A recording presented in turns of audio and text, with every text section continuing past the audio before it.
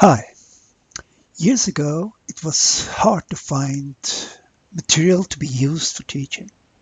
Today, there is an infinity of learning resources on the internet, but not all is acceptable or even satisfactory. So, how can you select effective learning material? After having watched this video, you can list and explain criteria for selecting highly effective learning resources.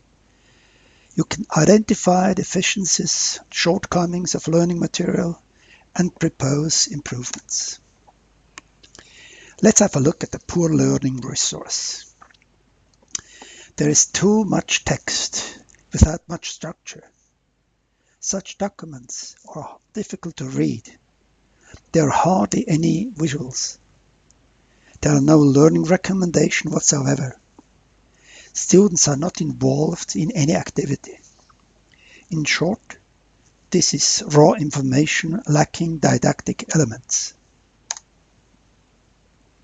Graphics should visualize relevant principles and not just be decorative. Here, essential aspects are not visible. Information is not integrated into the picture, but only on the margin. This visual is hard to read. I was member of a jury to award excellent learning resources in Germany, Austria, and Switzerland. Among all entries, we choose the following website as the winner. It explains the same topic as the first example, namely adiabatic processes in the atmosphere. Follow this link.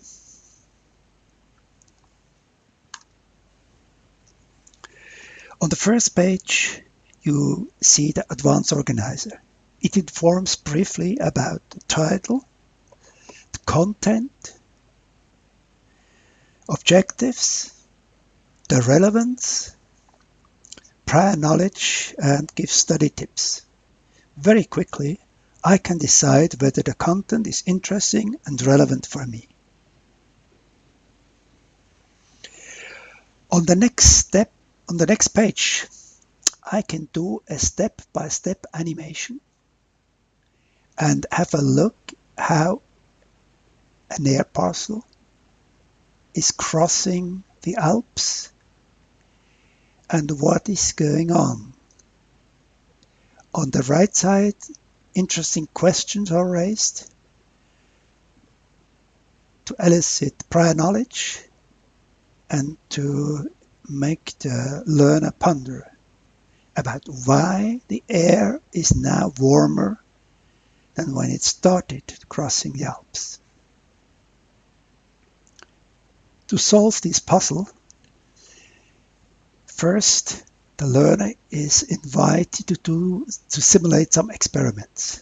He takes such an air parcel and lifts it 500 meters, 1000 meters, and he observes how the volume is increasing. Then he has a look at the temperature.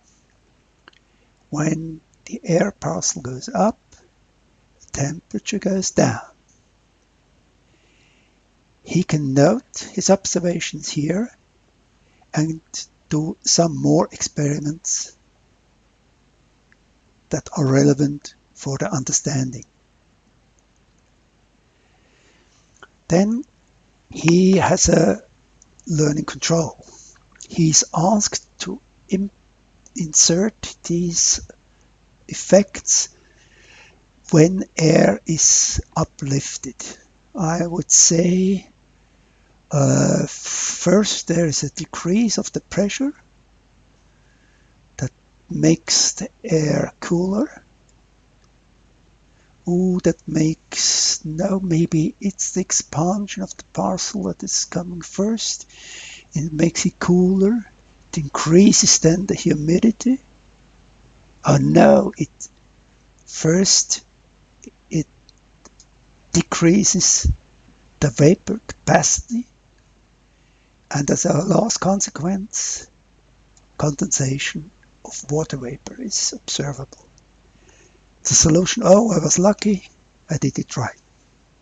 Then more information is given, and the learner can here again check whether he understood it with a few questions. Then a step-by-step simulation shows the different phases of the process, and now, based on his insights, he can explain why the air is warmer at the end of the process. Here is a final control, whether he understood everything. And at the end, you get the summary and indications where to get more information about this process.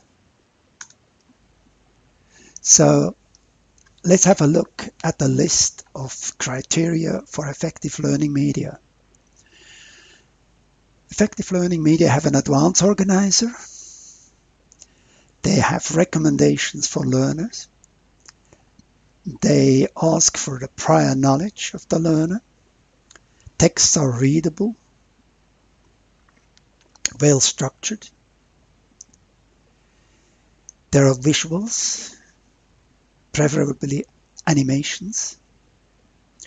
Labels are integrated in the visuals. There are formative learning controls.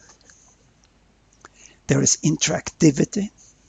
And at the end, a summary, a final test, and reference to further information.